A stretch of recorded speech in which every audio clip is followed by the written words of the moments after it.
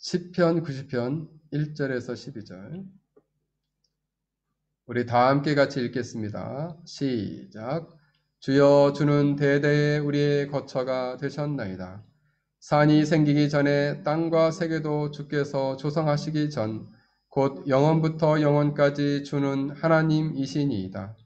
주께서 사람을 티끌로 돌아가게 하시고 말씀하시기를 너희 인생들은 돌아가라 하셨사오니 주의 목전에는 천년이 지나간 어제 같으며 밤의 한순간 같을 뿐이니이다. 주께서 그들을 홍수처럼 쓸어 가시나이다. 그들은 잠깐 자는 것 같으며 아침에 돋는 풀 같으니이다.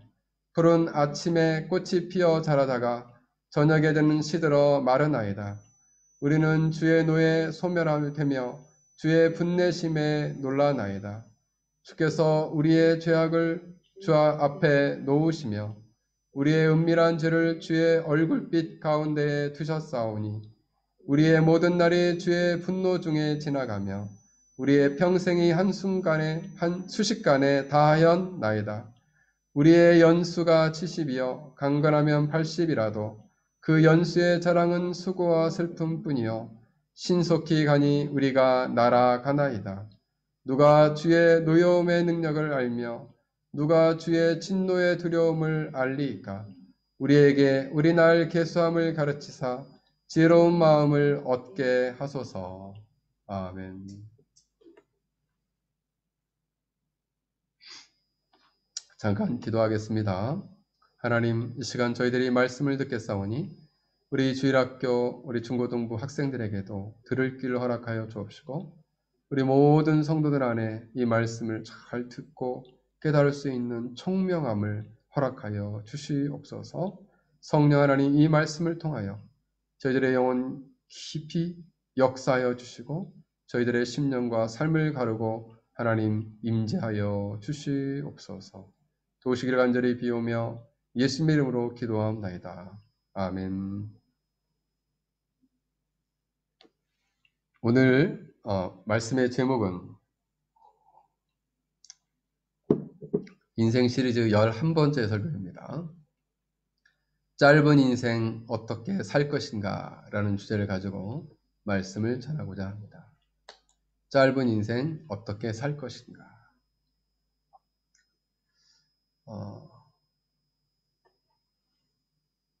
오늘 이제 말레이시아에서 우리 둘째 하연이가 마지막 예배를 드리는 날입니다. 또 언제 이곳에 와서 예배를 드릴지는 모르겠지만 돌아보니까 우리 하연이가 20살이 됐습니다. 그래서 생각해 보니까 한평생을 저랑 살았더라고요. 20살 한평생. 제가 결혼한 지가 이제 23년이 넘었는데 저희 집사람이 올해 46이거든요. 우리 집사람은 저랑 반평생을 살았더라고요. 이렇게 돌아보니까 오늘 본문의 말씀처럼 우리의 평생이 순식간에 지나간다 이런 생각이 듭니다. 벌써 이렇게 시간이 지나가요. 우리 하연이가 다음 주 목요일 날 출국하는데 이제 귀국하는 것이죠. 한국으로. 이렇게 돌아보고 생각해 보니까 참 그동안은 늘 떨어지지 않고 함께 살았는데 이제 멀리 떠나보내게 되면서 참 세월이 빨리 간다는 생각이 듭니다. 이 짧은 이 신속히 날아가는 이 인생 가운데 우리 인생을 참 어떻게 살 것인가를 진지하게 다시금 생각해보는 한 주였다는 생각이 듭니다. 오늘 본문에 보면은 우리의 인생은 참 짧고 유한하다 이렇게 말하고 있습니다. 거기에 비해서 이 시인은 먼저 이 시인이 누구냐면 모세거든요. 모세. 이 모세는 우리 유한함과 비교하여 하나님에 대해서 먼저 이야기하고 있어요. 하나님은 절대 주권자요 창조자요 아도나이 나의 주이시다 이렇게 말하고 있어요. 하나님만이 자신의 인생의 유일한 주인이시다 이렇게 고백하고 있습니다. 그래서 자기가 이렇게 살아가는 모든 인생을 하나님이 이렇게 주관해 주신다라고 고백하고 있습니다. 시인은 자신의 인생을 진지하게 고민하며 생각했습니다. 자신의 인생을 돌아보니까 모세가 약 120년을 사는데 그 120년의 여정이 너무나 드라마틱하잖아요. 노예, 이 애굽 땅에서 이 애굽 백성들의 노예와 같은 이스라엘 자녀로 태어나서 나일강에 이렇게 띄워져 가지고 왕자로서 키워지고 왕자로서 왕궁에서 40년간 살다가 이제 미디안 광야에 가서 목자로 살다가 다시금 돌아와서 백성들을 광야로 끌고 가는 새로운 인생을 살고 있는 것이죠. 그러면서 인생을 돌아볼 때 내 임의로 인생을 산 것이 아니고 내 인생의 주관자가 하나님이시구나라는 것을 생각하게 되었습니다. 근데 그 하나님은 어떠한 분이시냐? 영원에서 영원까지 영원하신 분이시다라는 것을 깨닫게 된 것이죠. 뿐만 아니라 그는 그의 백성들에게 집이요 피난처이시다. 그는 산과 같아서 땅과 같아서 영원히 흔들리지 않고 견고하게 요동하지 않고 영원 전부터 계신 분이다라고 말하고 있습니다. 그러나 우리의 인생은 그 영원하신 하나님 앞에 티끌과 같은 인생이요. 아담이 범죄하여 창조의 목적에서 벗어난 이후로 인간은 죽을 수밖에 없는 처지에 놓이게 되었고 하나님이 이렇게 명하시죠. 너는 티끌이니 티끌로 돌아가라. 너희 인생은 돌아가라 하면 인생은 돌아갈 수밖에 없는 존재로 철락할 수밖에 없었다. 이렇게 모세는 고백하고 있습니다. 그러면서 모세는 인생을 네 가지로 비유적으로 말하고 있어요. 첫 번째 인생은 뭐냐? 천년은 어제와 같고 밤의 한순간 같다. 하나님 앞에서는 인생이 천년도 어제 같고 밤의 한순간이라는 건 뭐냐면 12시에서 2시, 그러니까 12시에서 2시, 2시에서 4시 할 때 시간의 경계가 예전에 있었거든요. 그 시간의 경계를 넘어가는 한 순간, 한 찰나의 순간에 지나지 않는다는 거죠. 그러니까 천년이 어제 같은데 하나님 앞에서는 우리 인생은 70이요 강건하면 80이라는데 하나님 앞에서 우리 인생이 휙 하고 넘어가는 거죠. 한순간에 휙 하고 지나간다는 거예요. 그렇게 찰나의 순간이 우리 인생이다. 너무나 짧고 유한하다는 거예요. 둘째로 표현되는 것은 우리 인생은 갑작스러운 홍수처럼 쓸려간다 이렇게 말하고 있어요. 동서양을 막론하고 인생은 흐르는 물과 같이 많이 표현했어요. 흘러가면 다시 오지 못한다. 그래서 저의 20대, 저의 30대, 저의 40대는 돌아오지 않습니다. 우리 하연이가 올해 20대가 됐는데 10대는 다시 돌아오지 않아요. 그죠? 더 이상 돌아오지가 않습니다. 우리 중고등부 학생들이 이제 10세 이상이 됐잖아요. 그럼 10세 이전의 삶은 다시 돌아오지 않는다. 왜요? 흐르는 물과 같이, 쓸려가는 홍수와 같이 일순간에 쓸려가기 때문입니다. 종종 홍수와 같은 급류는 재앙과 기근, 질병과 전쟁처럼 갑작스럽게 생명이 떠날라가면서 휩쓸려 간다는 거죠. 젊은 사람이나 강건한 사람도 휩쓸려가는 홍수와 같이 갑작스럽게 짧은 인생을 마치고 죽는 수도 있다라는 거예요. 그래서 여러분, 나 아직 어린데, 나 아직 10대예요. 나 아직 10살도 안 됐어요. 이런 친구도 있죠. 여러분, 병원 한번 가보세요. 병원에 가면 소아암에 걸려서 고통하는 아이들도 많이 있습니다. 우리의 모든 인생이 젊다고 오래 사는 게 아니에요.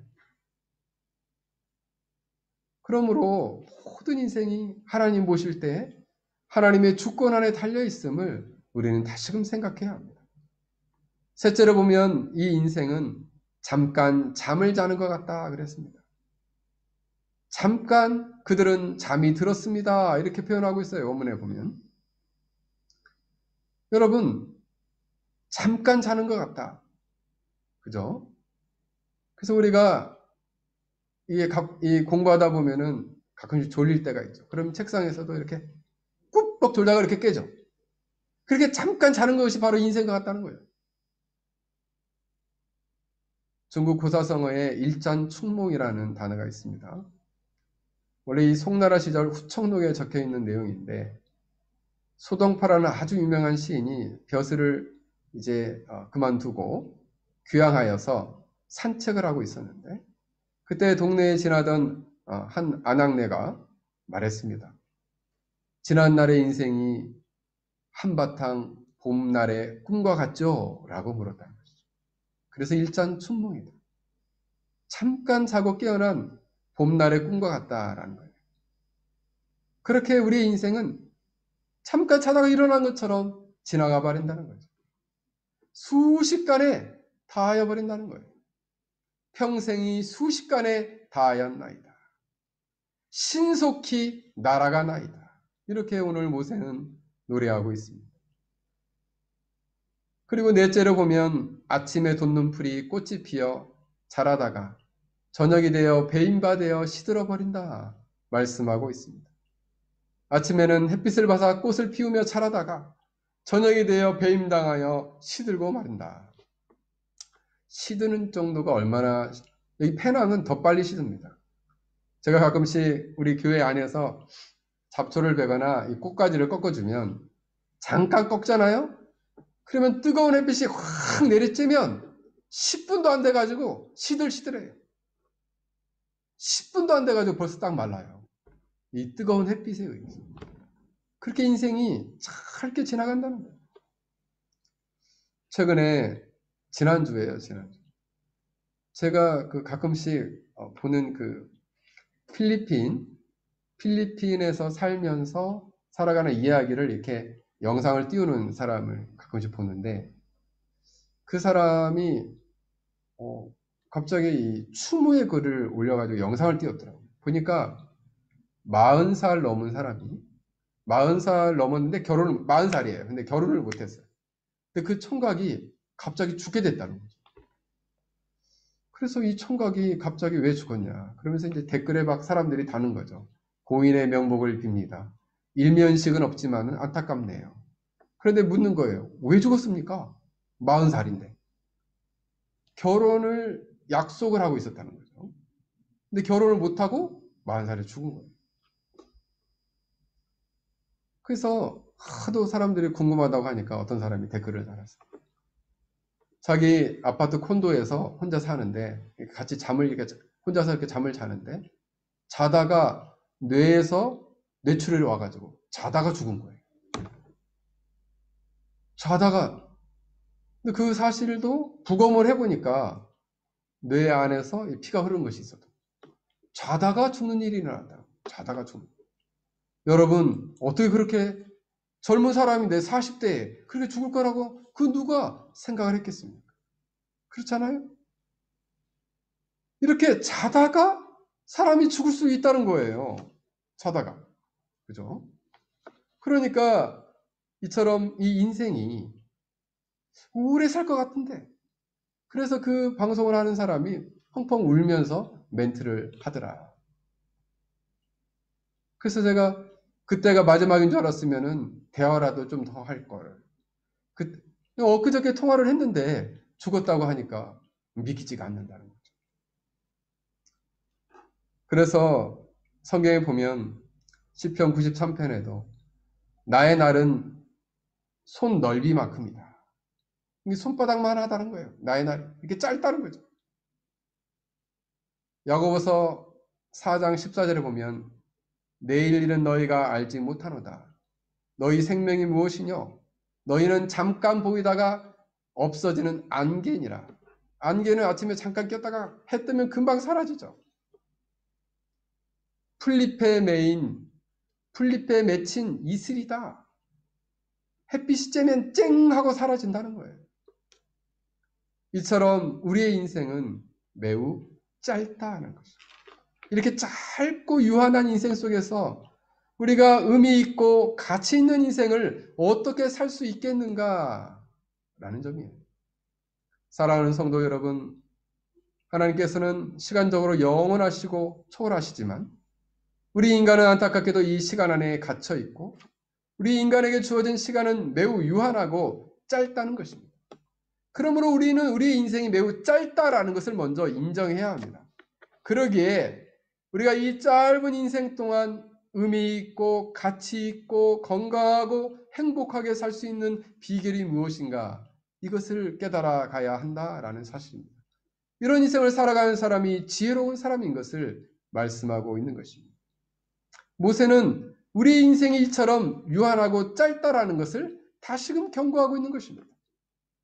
그렇다면 우리가 이렇게 유한하고 짧은 인생을 어떻게 의미 있고 진정한 가치 있게 살 수 있겠는가? 여러분, 짧고 유한한 인생에 대해서 인간이 반응하는 것은 세 가지로 반응합니다. 보통 첫 번째 반응은 뭐냐면, 그래, 이렇게 인생이 이렇게 짧다면, 그래, 인생이 이렇게 유한하다면 이 짧은 시간이라도 실컷 즐기다가 가자, 이런 거예요. 짧은 인생은 짧으니까 이 짧은 인생이라도 아주 실컷 놀다 가자, 이런 거죠. 일명 쾌락주의입니다. 쾌락주의. 쾌락주의의 시조는 주전 314년에 태어난 에피쿠로스라는 학자에 의해서 대두가 됩니다.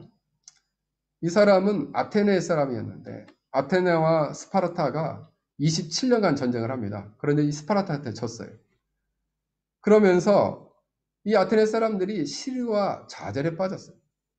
그리고 신체적, 정신적 무력감에 빠졌습니다. 허무주의와 고통이 찾아왔어요. 이 무력감과 허무주의와 고통을 벗어날 수 있는 방법은 뭐냐? 그것은 바로 뭐냐면 육체적 감각과 쾌락을 추구하고 정신적 감각과 쾌락을 추구하라 하는 거예요. 그러면서 그는 이렇게 말했습니다. 나는 맛의 즐거움, 사랑의 쾌락, 듣는 즐거움, 아름다운 모습을 보아서 생기는 즐거운 감정들을 제외한다면 인생의 선이 무엇인지를 알지 못하겠다. 마음의 평정을 통해서 진정한 정신적 쾌락을 얻을 수 있다라고 그는 말했습니다. 여러분, 그는 이처럼 육체적인 쾌락, 정신적인 안정으로서의 쾌락만이 인간이 이런 고통과 어려움, 그리고 인생의 허무함을 벗어날 수 있다라고 생각했다는 것이죠. 동양에서는 이 옛날 중국에 양주라는 사람이 살았습니다. 이 사람은 이렇게 말했습니다. 인간이 오래 살아봤자 100년에 불과하다. 100년 동안 사는 사람은 1000명 중에 1명도 드물다, 이렇게 말했어요. 내가 보니까 100년 중에 반절 정도, 50년 정도, 그러니까 1000명 중에 1명도 살기 어렵지만은 만약 내가 1000명 중에 1명이라면 100년 중에 한 50년은 유년기와 노년기를 보내니까, 유년기는 아무것도 알지 못한 채 살고 노년기는 알지만 제대로 할 수 있는 것이 별로 없기 때문에 이것이 그냥 지나가 버리고, 또 그 중에 반절 25년은 밤에 잠자는 시간, 깨어서 헛되이 보낸 시간을 합해보면 25년도 쓸데없이 확 지나가 버리고, 그리고 그 중에 반절, 25년 중에 반절, 12년 6개월은 환난을 당하고 질고를 당하고 고통을 당하니 이 인생이 휙 지나가 버리고 남은 10년에서 12년 6개월 정도만 우리가 생을 즐길 수 있다. 그러므로 이 10년 어간의 이 시간 동안이라도 힘껏 즐기고 살아라, 이렇게 얘기를 했다는 거죠. 마치 마귀가 얘기하는 것 같아요. 사탄이 유혹하는 것처럼 그 짧은 생애라도 실컷 즐겨라, 이런 거예요. 그래서 귀로 듣고 싶은 거 듣고, 눈으로 보고 싶은 거 보고, 냄새를 맡고 싶은 거 맡고, 입으로 먹고 싶은 거 먹고, 말하고 싶은 거 다 말하고, 육신으로 하고 싶은 거 다 하고, 마음으로 하고 싶은 거 다 하고, 이렇게 살아라는 거예요. 그것은 사단의 유혹이에요. 사단의 유혹. 오늘날의 사람들도 이와 비슷한 생각을 가진 사람들이 있습니다. 우리 한국에는 욜로족, 파이어족이 있답니다. 욜로족은 You only live once. 인생은 한 번뿐이다. 그러므로 남을 위해 희생하지 말고 자신의 행복을 위해서, 자신의 취미 생활을 위해서 무한정 투자를 해라. 아낌없이 써라. 인생은 한 번뿐이다. 파이어족이라는 것은 저도 글을 찾아보고 처음 듣는 얘기였는데, 일찍 경제적 자립을 위해서 극단적인 절약을 해라. 그래서 30대 초반이나 40이 되기 전에 30억 정도의 돈을 모아가지고 평생 즐기며 살아라. 그래서 극단적 미래주의예요. 미래를 위해서 짧은 시간 돈을 모아라. 그러니까 어떤 신한 카드에 다녔던 젊은 청년이 비트코인과 주식과 현금을 갖다가 투자를 해가지고 3년 만에 30억을 모았다는 거죠. 그 나이가 그래서 29세에 은퇴를 했다는 거예요. 그럼 29세부터 뭐 할 거냐? 실컷 놀겠다는 거죠. 이것은 매우 세속적이고 이 짧은 시간 어간 동안에 좀 더 이 짧은 시간을 좀 더 길게 즐기며 놀겠다는 생각이에요. 이것은 향락주의요 세속주의다라는 것이에요. 그런데 그 끝에는 무엇이 있을까요? 너무나 허무한 허무주의가 자리 잡고 있다라는 거죠. 두 번째 반응은 이 짧은 인생을 어떻게 할 것이냐. 이 짧은 인생 고통받지 말고 도망가 버려라. 피해버려라 라는 주의예요.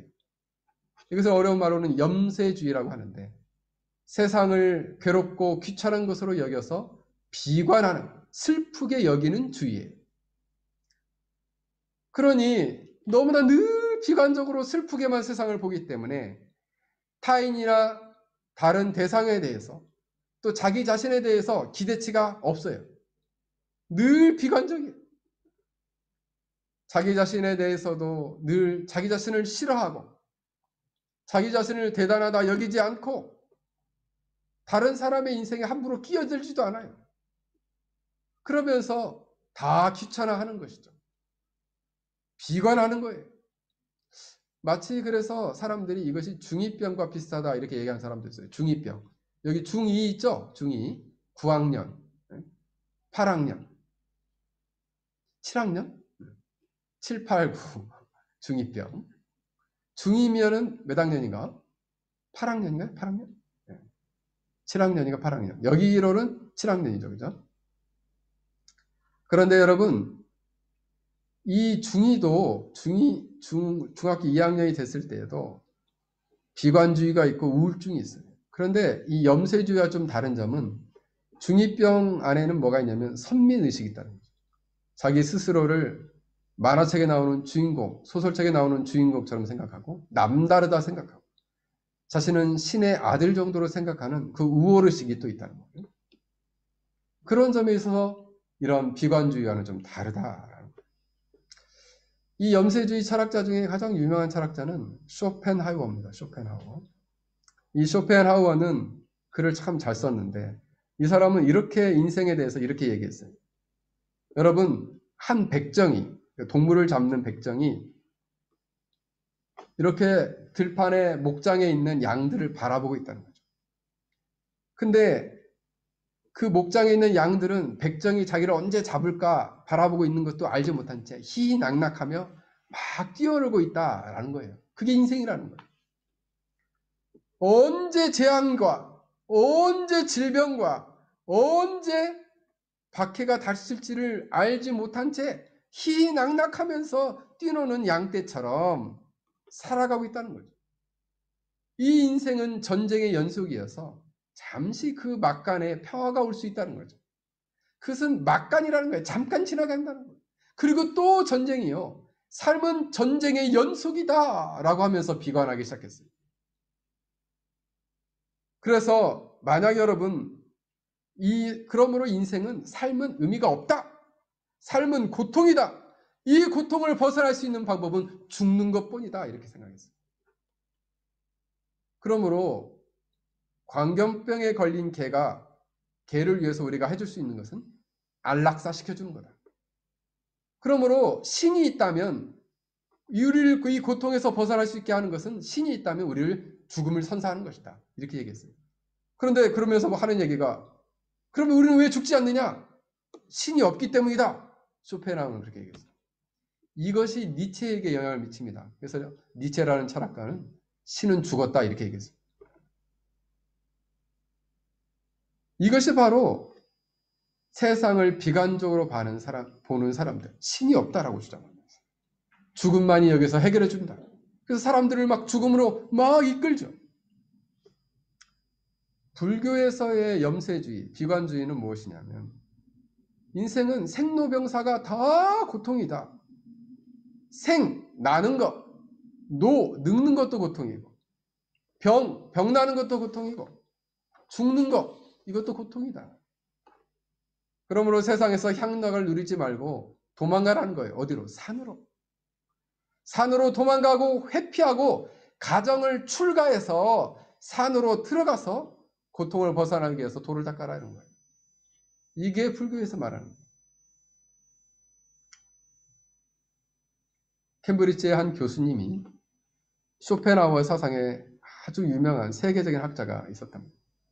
이 학자가 똑같이 얘기를 한 거죠. 삶은 고통이고 그리고 의미가 없으니까 죽음만이 이걸 해결해 줄 수 있다. 그런데 신이 없기 때문에 우리를 죽여주지 못한다. 이렇게 하도 얘기를 하니까 이 강의를 듣는 한 청년이 강의가 끝나고 총을 가지고 이 교수님의 연구실에 찾아갔답니다. 깜짝 놀란 거죠. 그러면서 교수님에게 총을 딱 겨누면서 신이 죽어서 당신을 죽일 수 없어서 이 고통 중에 살고 있다고 하니 내가 그 삶을 끝내주겠습니다. 라고 얘기했답니다. 그러니까 이 교수가 깜짝 놀래가지고 학생 잠깐만 했다는 거죠.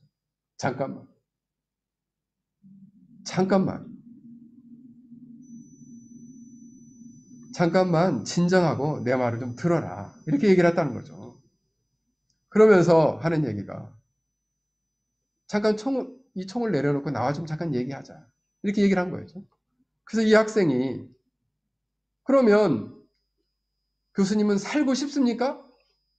살고 싶다는 거예요. 내가 살 수만 있다면 자네를 위해서 뭘 해줘도 아깝지 않겠네 라고 얘기했다. 이때 학생이 웃으면서 뭘 줘도 아깝지 않다고요. 그러면 나를 위해서 노래를 한번 해보십시오. 그랬더니 난간에 서가지고 막 노래를 크게 부르기 시작했다는 거예요. 이때에 이 학생이 총을 허공에다가 두 방을 빵빵 쐈다는 거예요. 그러면서 학생이 이렇게 말을 했습니다. 방금 저는 교수님의 생명을 구한 것이 아니라 내 생명을 구했습니다. 내가 교수님이 강의하신 철학이 맞다라는 것이 증명이 되면 스스로 죽으려고 했다는 것이죠. 근데 교수님 눈빛을 보니까 살고 싶어 하는 것이 너무나 역력한 것을 보니까 교수님이 말하고 있는 사상이 틀렸다라는 것을 증명해 주셨다는 거예요. 그래서 바로 교수님이 나를 살렸다 이렇게 고백을 했다는 것이죠. 그 염세주의, 비관주의의 허상을 증명해 버렸다라는 것입니다. 그렇다면 오늘 성경의 본문은 이 짧고 짧은 인생 가운데 뭐라고 우리에게 말씀하고 있습니까? 10절에 보면 우리의 연수는 70이요 강간하면 80이라도 그 연수의 자랑은 수고와 슬픔뿐이요 신속히 가니 우리가 날아가나이다. 누가 주의 노여움의 능력을 알며 누가 주의 진노의 두려움을 알리까? 우리가 우리의 나라의 계수함을 가르치사 지혜로운 마음을 얻게 하소서. 모세는 우리 인생이 70살이요 80살이라 좀 더 건강하면 80살 살 수 있다는 거죠. 그 위에는 하나님의 노여움의 능력, 주의 진노의 두려움을 누가 알겠는가? 바로 이 말이에요. 세상 사람들이 짧은 인생이 전부라고 생각하니까 죽음 뒤에 있는 하나님의 진노의 두려움을 알지 못한 채 이 땅에서 죄 가운데 열심히 짧은 인생을 살고 있다라는 지적인 것이죠. 그러므로 인생은 짧은 인생 뒤에는 하나님의 진노와 심판이 있으니 지혜로운 마음을 가지고 자기 인생을 숫자를 세보라는 거죠. 내가 얼마나 앞으로 인생이 남아있는지 그 남은 인생 동안에 어떻게 사는 것이 지혜로운 삶인지를 한번 헤아려 봐라. 그게 지혜다라고 말씀하고 있다는 것이죠. 그러면서 그 뒤에 말씀, 오늘은 우리가 12절까지 읽었는데 13절에서 17절까지를 보면 그는 이렇게 요청하고 있어요. 이 땅에 사는 동안 하나님께서 우리의 인생을 좀 불쌍히 여겨주셔서 괴로움과 화를 당하는 날만큼 기쁜 삶을 살 수 있게 해주시고, 그리고 우리의 인생 속에서 하나님의 뜻, 하나님께서 하고자 하셨던 뜻들, 그 일들을 견고하고 성취시켜 주십시오라고 요청하고 있다라는 것입니다. 그러면서 딱 끝나요. 그래서 이 내용을 제가 정리를 해보면 세 가지로 말할 수 있겠어요. 첫 번째는 뭐냐면 성경은 우리 인생의 유한함과 짧은 것을 인정해라는 거죠. 받아들여라. 그리고 깊이 생각하라는 거예요. 인생은 짧지만 그 짧은 인생 이후에는 보이지 않는 세계, 영원한 세계가 있음을 생각하라! 라는 거예요. 그리고 그 영원한 세계 뒤에는 하나님의 심판과 진노가 있으니 이 짧은 날 동안 깊이 어떻게 의미 있게 살지를 생각하라라는 거예요. 두 번째는 바로 이 짧은 인생을 살아가지만 지혜를 가지고 영원한 운명, 영원한 죽음을, 죽음 뒤의 영원한 세계를 준비하라라는 거죠.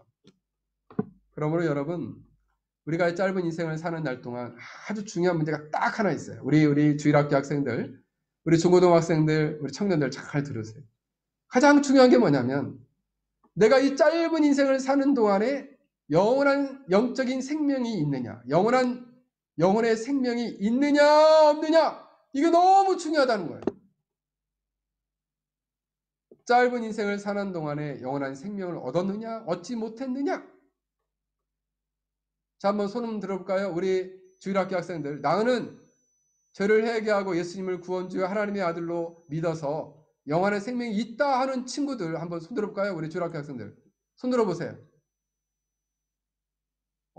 우리 두윤이 손 들었어. 우리 하윤이 손 안 들어? 우리 현진이 손 들은 거예요? 아빠가 막 손을 들게 하는데 지금. 자, 우리 지율이 손 들었어. 그래. 자, 우리 태진이 손 들었고. 우리 태환 형이 손 안 들었어? 우리 예건이. 자, 지율이, 다니엘. 지혜리는 어디 갔어? 어디 가버렸어? 여러분, 짧은 인생을 사는 동안 우리가 하나님의 은혜를 의지하고 죄를 철저히 회개하고 예수님을 구원주여 하나님의 아들로 믿어 영원한 생명, 죄 용서함을 받고 영원한 생명이 있느냐 없느냐가 너무 중요하다는 거예요. 왜요? 그 뒤에는 누가 주의 진노의 능력, 주의 노하심의 능력을 알 것인가? 누가 그 노여움의 능력, 진노의 두려움을 알 것인가? 있다는 거예요. 그러므로 우리는 예수 그리스도의 십자가의 공로를 믿음으로 힘입어 죄사함을 받고 영원한 생명을 이 짧은 어간의 인생 동안에 얻어야 한다는 것이죠. 그것도 하나님의 은혜죠. 하나님. 우리 어릴 적부터 엄마 아빠와 함께 지금 예배 드리는 것도 하나님의 큰 은혜예요. 믿으십니까? 할렐루야. 마지막으로 그러면 우리가 이 세상에 사는 동안 모세는 권면하고 있습니다.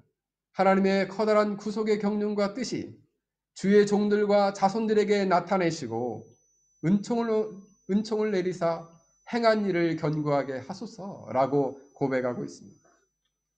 결국 우리 인생은 너무나 짧지만 하나님께서 우리의 인생을 통해 행하고자 하시는 일들이 있다는 거예요. 그것은 바로 사명이죠. 우리 인생을 통해서 하나님이 이루고자 하시는 뜻은 무엇일까 한번 여러분 각자 하나님께 한번 물어보시기를 바랍니다. 하나님과 관계 안에서 그 뜻을 발견하고 그 뜻을 행하고 하나님의 창조의 목적을 따라 구원의 목적을 따라 하나님께 영광을 돌리며 살아가는 거죠. 어떤 사람은 직장에서, 어떤 사람은 가정에서, 어떤 사람은 학생으로 자신이 맡은 일들을 행하면서 학생은 공부를 열심히 해서 하나님께 영광을 돌리고 직장생활을 하는 사람은 직장생활을 또 열심히 해서 하나님께 영광을 돌리고 가정의 주부는 주부로서 아이를 가르치고 남편을 내조하며 하나님께 영광을 돌리라는 거죠. 세상의 쾌락을 사랑하는 것이 아니고 하나님을 사랑하고 그 뜻에 순종하며 살라라고 권면하고 있는 것입니다. 그것이 바로 짧고 유한한 인생 속에서의 의미 있는 삶이다라고 말할 수 있겠습니다. 말씀을 맺겠습니다. 인생을 짧게 살아간 사람 중에서 믿음의 선배 중에 아주 탁월한 사람이 한 사람이 있는데 그 사람의 이름은 데이비드 브레이너라는 사람입니다. 이 사람은 평생 살면서 일기를 쓴 사람이에요. 근데 이 데이비드 브레이너의 일기는 그 기독교 고전으로 분류되고 저도 20대 초반에 그 책을 읽었습니다. 저도 그 책을 좀 몇 번 읽었는데 그 내용을 보면 참 20대인데도 거의 60대처럼 씁니다. 자기 기도를 거의 일기로 쓰는데 이 사람은 참 인생이 좀 불우했어요. 8살 때 아버지가 돌아가시고 14살 때 어머니가 돌아가셨어요. 1739년도 20살 되던 해에 자신의 구원의 문제를 두고 깊이 고민하면서 1년 정도 기도와 금식을 병행하면서 깊이 주님을 만납니다. 그리고 하나님께 헌신을 하고 목사가 되기로 결심을 해요. 그래서 예일대학에 들어가서 다니다가 2년 다니다가 또 퇴학을 당해요.